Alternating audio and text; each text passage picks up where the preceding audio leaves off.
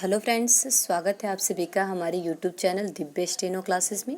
अगर आप हमारे चैनल पर नए हैं तो हमारे चैनल को सब्सक्राइब कर लीजिए और बेल आइकन को दबा लीजिए।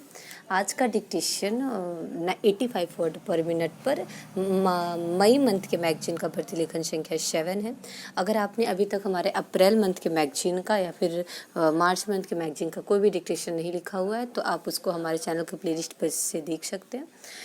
आज का डिक्टेशन प्रतिलेखन संख्या 7 है। इसका कुछ दिन के बाद इसका आउटलाइन भी चैनल पर अपलोड कर दिया जाएगा। अगर आप हमारा आउटलाइन प्रैक्टिस सीरीज को ज्वाइन नहीं किए और किसी भी आउटलाइन के वीडियो को अगर आपने नहीं देखा है तो आप हमारे चैनल को सब्सक्राइब करके हमारे चैनल के प्लेलिस्ट से उस वीडियो को देख सकते हैं और आप अपने स्पीड और एक्यूरेसी दोनों इंक्रीज कर सकते हैं, क्योंकि स्पीड और एक्यूरेसी दोनों के लिए रेगुलर डिक्टेशन और उसके हार्ड वर्ड्स के आउटलाइन की प्रैक्टिस रेगुलर होनी चाहिए। अगर आप ये हमारे चैनल पर जुड़कर डेली अगर रेगुलर ये काम करते हैं तो आपकी स्पीड और एक्यूरेसी दोनों इंक्रीज हो जाएगी और आप इसका ट्रांसक्राइब करके हमारे कमेंट सेक्शन में कमेंट करके बताइएगा कि आपका एरर कितना हो रहा है।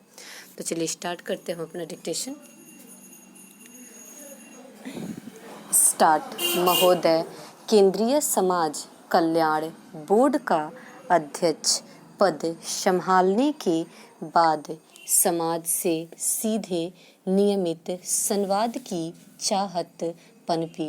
बोर्ड की तरफ से कुछ देकर समाज से कुछ पाते रहने की प्रतिमाह समाज में पसरी विसंगतियों में से एक को चुनकर देखने, परखने व सब सही के सहयोग से परखते रहने की। चलिए इसी बहाने ही सही हम और आप सम्मुख हुए और अब समय आ गया है अपना संकल्प सुनाने का। आपसी चर्चा के दौरान विभिन्न वर्गों के नर नारियों से पूछा, यह समाज कल्याण बोर्ड क्या है, इसकी गतिविधियाँ क्या हैं। प्रश्नोत्तर के बहाने से यह संकल्प जागा। बोर्ड के सहकर्मियों से विचार विमर्श किया और उन शुभेच्छुकों के प्रश्नों के उत्तर बन गया। चेतना पर्व मनाने का संकल्प। यह दो तरफा चेतना है। सामाजिक विकास की गतिविधियों से समाज को अवगत कराने की, वही समाज की वर्तमान आवश्यकताओं और अपेक्षाओं से बोर्ड को परिचित कराने की।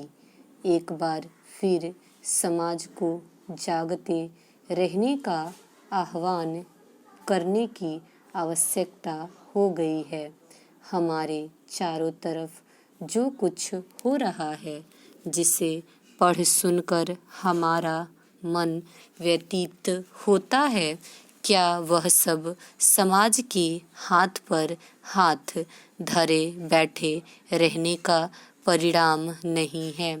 यदि समाज सावधान रहे तो क्या बालिकाओं की अशिक्षा, महिलाओं पर उत्पीड़न, वृद्धों का अनादर, बच्चों की अवहेलना और भी बहुत कुछ रोका नहीं जा सकता, समय रहते ही संभला जा सकता है।